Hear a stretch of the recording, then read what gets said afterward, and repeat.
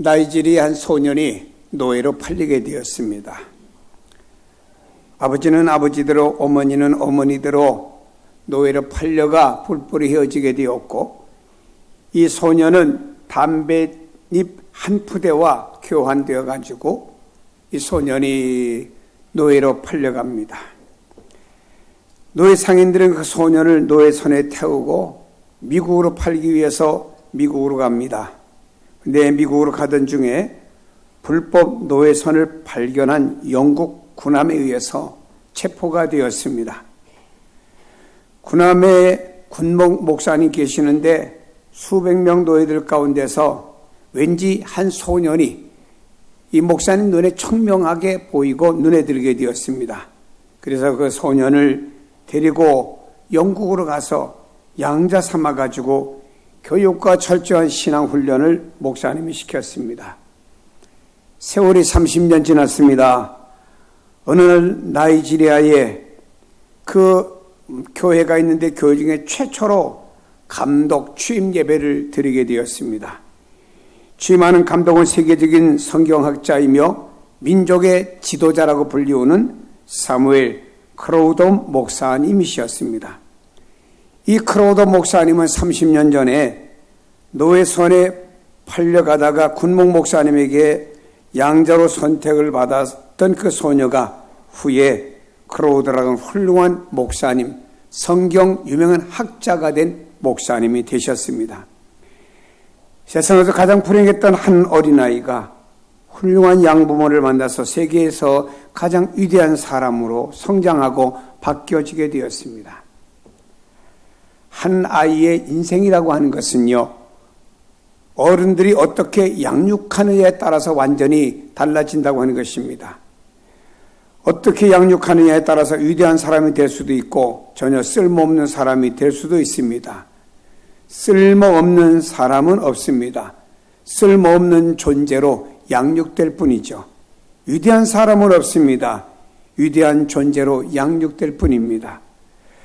우리나라는 OECD 국가 중에서 청소년 스트레스 수치가 가장 높고 청소년 자살률이 가장 높은 나라가 되었습니다.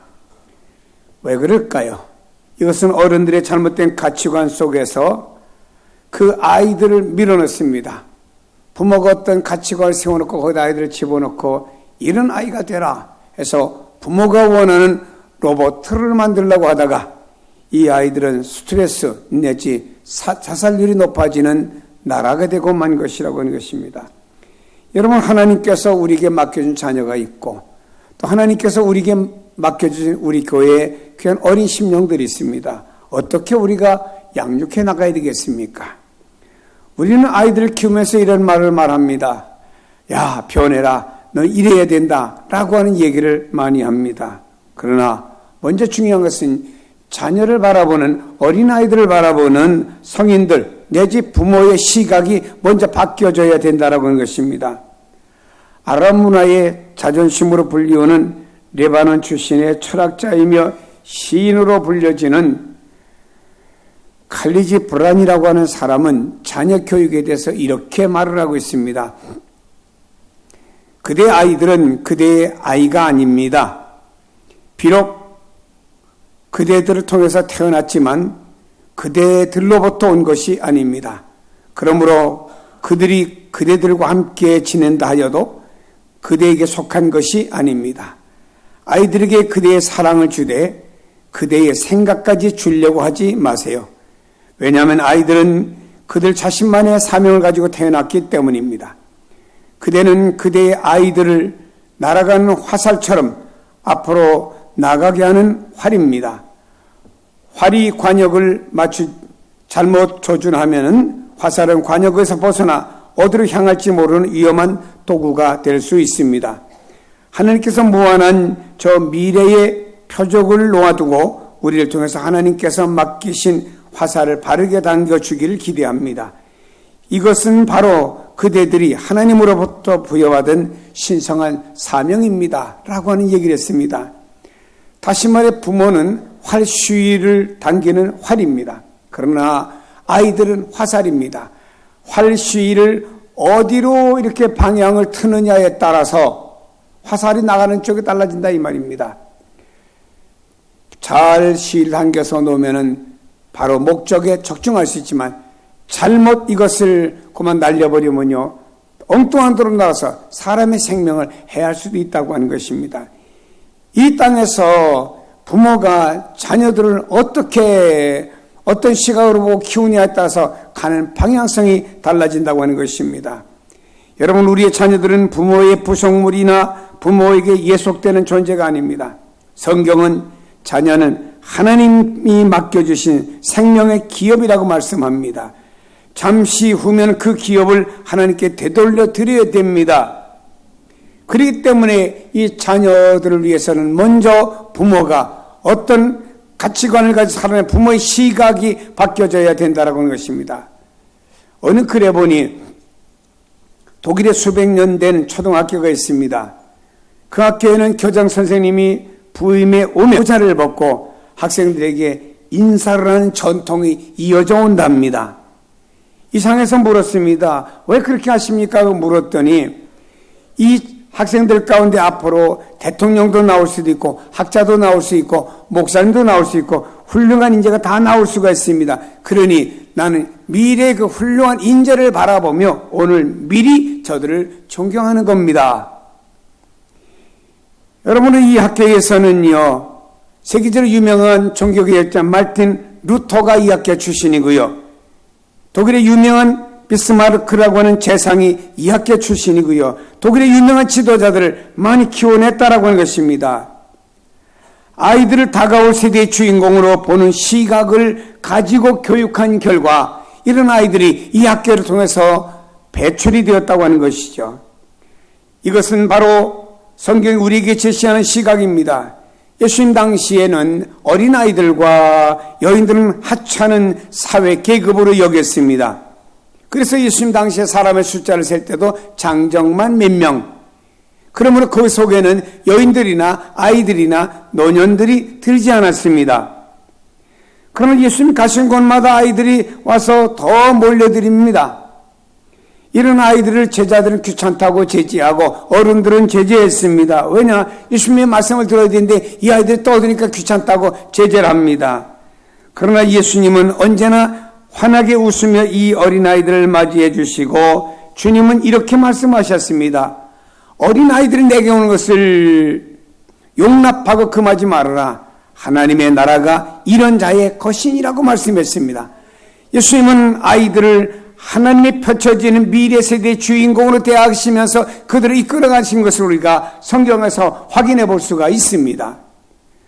우리의 자녀들은 우리가 바르게 양육해야 다가올 세대에 우리가 기대할 수 있고, 또 이렇게 되기 위해서는 먼저 그 자녀를 바라보는 부모들의 시각들이 바르게 가져야 된다고 하는 것입니다. 무디 목사님을 기념해서 세운 무디 전도협회가 있습니다. 이곳에서는 교회에서 위탁된 사람들을 훈련시켜 전도자로 만드는 일을 하고 있지요.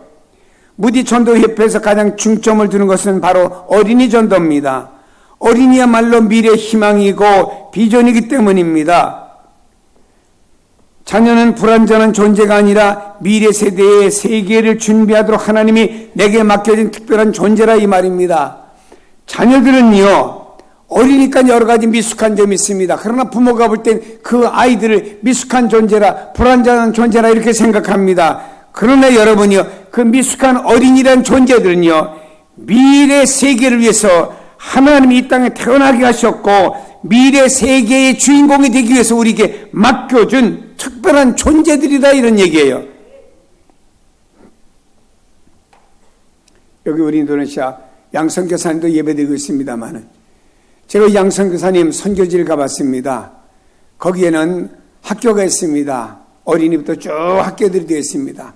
그러면 그 아이들을 바로 기독교적인 가치관을 가지고 세워줌으로 말미암아 미래에 그 아이들이 인도네시아의 지도자가 된다 이 말입니다. 여러분요, 우리가 자녀를 바라보는 부모와 여러분들의 시각들이 먼저 변화되기를 주의 이름으로 축원합니다. 내가 어떤 시각을 세워가지고 그 안에서 아이들을 어떤 제2, 3 똑같은 로봇으로 만들려고 부모들이 하지를 말아야 된다고 하는 것입니다. 여러분, 성경은 뭐라고 말씀합니까? 동아비들아, 모든 자녀를 노엽게 하지 말고 오직 주의 교훈과 훈계로 양육하라 그랬습니다. 오늘 성경이 우리에게 말씀한 내용은 뭔가요? 자녀들을 양육하고 가르치라고 그랬어요. 오늘 하나님께서는 이 자녀를 양육할 과제를 우리 부모들에게 주셨다 이 말입니다. 플라톤이라는 철학자는 이렇게 말했습니다. 사다리 이론이라고 하는 걸 말했는데 가정은 아버지와 어머니라고 하는 두 기둥으로 구성되어 있습니다. 근데 아이는 두 기둥으로 구성된 여기에 사다리를 놓고 오르내리며 부모의 품 안에서 자라는 것이 아이라고 그랬습니다. 그런데 두 개 기둥 중에서 어느 한쪽 기둥이 찌그러지거나 튼튼하지 못하면 이 어린아이의 자아상에는 상처가 생긴다는 말을 했죠. 따라서 어린아이의 자아상에 영향을 끼치는 존재는 부모라 이 말입니다. 부모가 건강한 자아상을 가지고 있으면 아이들은 건강한 자아상을 물려줄 수가 있고, 부모가 건강한 자아상을 갖지 못했으면 아이들에게는 건강한 자아상을 물려줄 수가 없다라고 하는 것입니다. 여기서 문제가 뭔가요? 문제는 아이가 문제가 아니고 문제는 부모가 문제라 이 말입니다. 교육학에서 말하는 유명한 명제가 있습니다. 우리 교육학 하면 우리 교회 정일영 총장님이 아주 세계적인 권위 있는 그 교육학의 전문가니까 제가 할 말은 없습니다만은, 그러나 교육학에서 말하는 유명한 명제가 있어요. 그건 뭐냐? 따라합시다. 문제 있는 부모는 있어도 문제 있는 아이는 없습니다. 문제 있는 부모가 문제 있는 아이를 만들어내고요, 문제 없는 부모가 문제 없는 아이를 이 땅에 만들어가는 겁니다. 이 말은 부모가 어떠하느냐에 따라서 어린아이의 행동과 생각 방향이 결정되어진다고 하는 것입니다. 부모들은 말로만 지시하기에 앞서서 자녀들 앞에 삶의 모범을 보여주는 게 아주 중요한 겁니다. 상반된 두 인물을 제가 여러분에게 소개해드리죠. 한 인물은 히틀러라고 하는 인물입니다. 아버지는 큰 사업을 하는 사람이었습니다. 집안은 부유했습니다. 하지만 아버지는 완고했어요. 돈을 최우선의 가치로 삼았습니다. 여자를 무시하는 가치관을 가진 사람이 히틀러의 아버지였습니다. 어머니는 이런 아버지로부터 늘 스트레스를 받아요. 그러다 보니까 이 불만을 이 어머니는 사치하고 술 먹는 쪽으로 이 어머니는 그 스트레스를 풀어나가기 시작했습니다. 그러다가 어느 날 히틀러의 아버지가 사업차 집을 며칠 비운 사이에 히틀러의 어머니는 옆집에 사는 유대인과 불륜을 저지르게 됩니다. 이것을 어린 히틀러가 다 보게 됩니다. 어린 히틀러의 마음속에는 엄마와 유대인들에 대한 징후가 싹트기 시작했습니다. 히틀러는 유대인 독일을 부강하게 해주겠다는 명분 아래서 세계대전을 일으킵니다. 그는 여자를 증오했기 때문에 평생 결혼하지 않았습니다. 그러나 여자를 탐닉했고 학대했습니다. 그리고 유대인들을 어머니가 유대인 남자하고 교제했다 그 배기 싫어가지고 유대인들을 600만이나 학살한 큰 끔찍한 범죄를 저지른 겁니다. 어릴 때부터 마음에 자리 잡은 부모의 잘못된 가치관과 행동으로 인해서 그것이 히틀러의 삶을 형성하는 원인이 되었다고 하는 거예요. 반대 얘기할까요? 링컨은 히틀러보다 환경적으로 열악한 가운데 살았습니다. 하지만 어머니는 어렵지만 자녀들 늘 품에 안고 희망을 주었고요. 너는 이웃을 사랑하고 이웃을 위해서 서로 베풀는 가치관을 심어주었습니다. 어머니는 성경을 중심해서 자녀를 양육했습니다. 잠들기 전에 어머니는 자녀들과 함께 하루의 생활과 이웃과 나라를 위해서 함께 기도했습니다. 어머니는 돌아가실 때 이 아들에게 성경을 유산으로 물려주었습니다. 어머니는 말했습니다. 가까스로 숨이 지금 막혀가는 그 순간 속에 어머니는 말합니다. 어머니는 링컨아, 인생의 모든 해답이 하나님의 말씀 여기에 있다. 하나님 잘 섬기거라 하고는 어머니가 돌아가셨어요. 그 결과 그는 인생을 살아가면서 순탄한 인생을 산 것이 아닙니다. 8번이나 하원, 상원, 부통령에 떨어졌습니다. 사업을 하다 실패해서 그 빚을 갚는데 13년 걸렸습니다. 신경쇠약이라는 병 걸렸습니다. 그럼에도 불구하고 그는 신앙의 의지를 가지고 계속 나간 결과 미국의 16대 대통령이 되는 에브라함 링컨이 되었습니다. 그는요, 남북을 통일시켰습니다. 노예를 해방시키는 인류 사회에 엄청난 업적을 남겼기에 지금도 미국의 청소년들이 역사 인물과 제일 존경하는 인물의 첫째가 에브라함 링컨 아닙니까? 두 사람은 왜 이렇게 다를까요? 여러분요, 부모가 어떤 밑그림을 그려주느냐에 따라서 그 아이가 그곳에 색칠하며 인생의 그림이 달라진다라고 하는 것입니다. 여러분, 너무 많은 교육의 기술이 없어도 괜찮습니다. 강남처럼 고액 과외 안 시키고 외국에 유학 못 시켜도 괜찮습니다.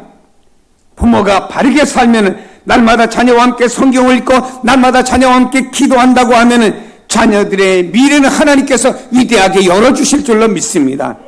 성경은 우리에게 자녀 교육에 대해서 이렇게 말씀하고 있어요.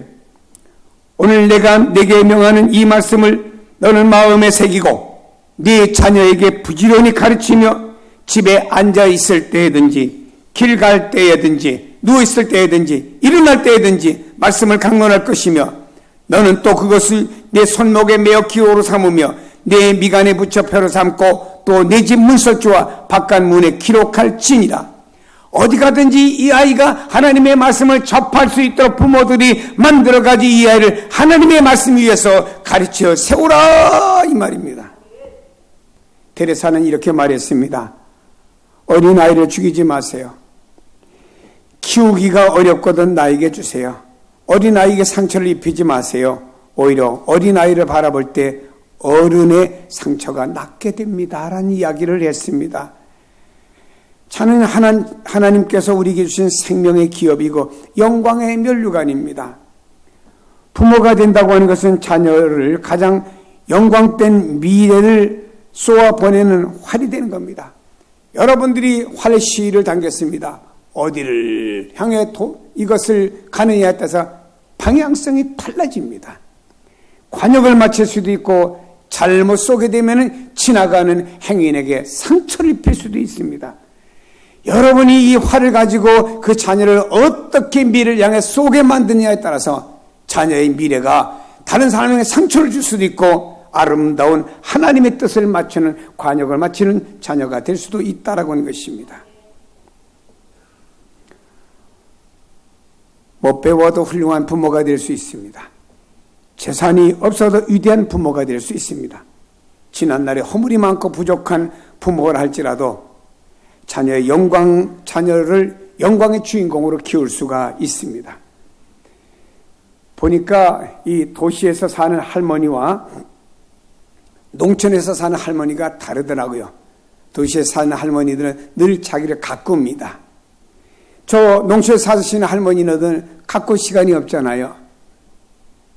일어나면 밭으로 가고 일어나면 그냥 저 논으로 갑니다. 그저 고양이 세수하다 타고 그냥 하나 그냥 로션이 해서 탁탁 바르고는 가기 바쁩니다. 언제 그 어른들이 선크림 바르고 말입니다. 비비 바르고 할 시간이 없잖아요. 그런데 두 어르신을 놓고 보면요. 도시에 사는 분들은 굉장히 젊어 보이고 농촌에 사시는 분은 더 나이가 들어 보입니다. 이유가 뭘까요? 가꾸고 안 가꾸고의 차이점이 다르다 이 말입니다. 똑같은 화분이 있는데도 화분을 가꿀 줄 아는 사람과 그렇지 못한 사람이 다름이 있더라고요. 화분이 있습니다. 저는 화분을 가꾸다 보면 잘 죽어요. 왜냐? 화분은 물만 많이 먹으면 좋은 줄 알고 매일같이 물을 가득가득 주었습니다. 나중에 전문가가 말합니다. 이거는 한 달에 2번만 물을 줘야 됩니다. 2번만 물을 줘야 될 것 같다가 매일같이 물을 주니까 화분에 문제가 생기더라고요. 화분을 어떻게 가꾸느냐에 따라서 살아날 수도 있고 죽을 수도 있다고 하는 것입니다. 오늘 하나님께서 맡겨주신 자녀들을 어떻게 여러분이 어떤 사명을 가지고 양육하느냐에 따라서 그 자녀들의 미래가 달라지는 겁니다. 자녀의 미래는 바로 부모에 의해서 달라지기 때문이라고 하는 겁니다. 저는 어떤 자녀가 부모가 어려서부터 그 자녀를 들고 여러 선교지를 다니면서 함께 봉사하는 것을 보았던 그 자녀, 부모님 따라다니면서 왜 이래 먹을 것도 씻을 것도 없고 화장실도 왜 그래, 그 당시엔 불편했지만 부모님 따라다니면서 열심히 섬기는 것을 보았던 이 자녀는요, 장차 커서 이 자녀의 직업은 닥터가 되었습니다. 그럼에도 불구하고 얼마 동안 의사 역할을 하다가 다 내려놓고 선교지 가서 자기는 그들과 함께 희생하며 살겠다고 결심하고 선교지로 갔습니다. 왜 그랬습니까? 그 사람은요, 부모가 그 다니며 봉사하고 했던 모든 삶을 보았어요. 그리고 그것이 그 아이의 비전이 되었습니다. 여러분, 우리가 기억해야 됩니다. 한국의 부모님들 자녀 잘 키워야 됩니다. 나쁘게 키우는 부모들이 너무나 많아요. 자그맣게 모르고 독선적이고 이기적이고 자기 편의주의적이고, 이러다 보니까 이런 아이들이 모이 사회는 엉망이 되어버리고 한국 사회가 갈수록 피폐해지는 이유는 부모들이 너밖에 모른다, 너만 잘 돼야 되고 너만. 어떤 부모가, 어머니가 나와서 새벽 기도를 합니다. 얼마나 크게 기도하는지 제 귀에까지 들렸습니다. 하나님, 다른 애들은 공부를 못해도 우리 애만은 꼭 1등하게 해주세요. 솔직히 엄마가 그 자녀를 향하는 바람이고 희망은 좋을런지 모릅니다만은 저는 그 속에서 느끼는 거, 이런 식으로 가정에 가서 교육을 시킨다고 하면 이 엄마는 그 자녀의 사회성을 망가뜨리는 부모가 될 것이다. 사랑하는 여러분이요, 경쟁사회에서 똑똑하고 앞장서고 이것이 중요한 것이 아닙니다. 하나님께서 그 한 사람 한 사람을 이 땅에 보낼 때는 말입니다, 하나님의 계획과 목적이 있어요. 하나님의 계획과 목적을 이루어드리는 사람은 하나님 뜻대로 산 사람입니다. 그러나 하나님의 계획과 목적을 이루어드리지 못한 사람은 하나님 뜻대로 못 산 사람이에요. 그럼 하나님께서 하나님의 형상들을 우리에게 맡겨주셨습니다. 우린 그들을 가슴에 품고 양육합니다.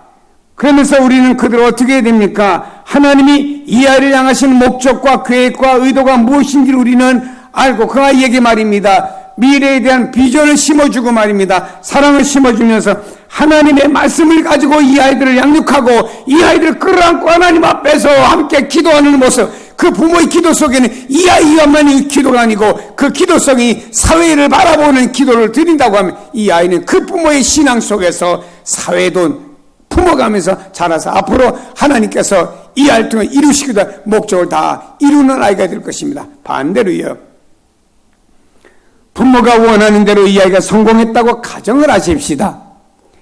근데 그 아이는 성공은 했지만 하나님 원하는 목적을 향해서 가지 않고 엉뚱한 방향으로 갑니다. 그러면 그 아이 성공이 하나님 앞에 성공인가요? 아닙니다. 우리는 하나님 앞에 진정한 성공은 하나님 원하는 그 목적과 의도를 이루어드리고 그 방향을 향해서 갈 수 있도록 하는 것이 그 아이의 하나님 앞에서 진정한 성공이고 하나님 인정하는 삶이 되는 것입니다. 성도 여러분이요, 하나님 여러분의 자녀들 맡겨주신 줄로 믿으시기 바랍니다. 손주 손자들 맡겨주신 줄로 믿으시기 바랍니다. 여러분, 우리는 그 아이들을 하나님의 말씀을 가지고 기도하면서 그들의 미래를 향해서 방향이, 여러분의 활시는 담겨졌습니다. 아이들의 활입니다. 그 미래 방향이 어디로 갈지를 우리 잘 맞춰갖고 놓아야만이 하나님 원하는 비전, 하나님 원하는 사랑, 하나님 원하는 목적을 향해서 가는 아이들이 될 줄로 믿으시길 바랍니다. 우리에게 맡겨졌습니다. 양육 잘하여 하나님 큰 뜻을 이루는 귀한 자녀가 다 되길 주의 이름으로 축복합니다.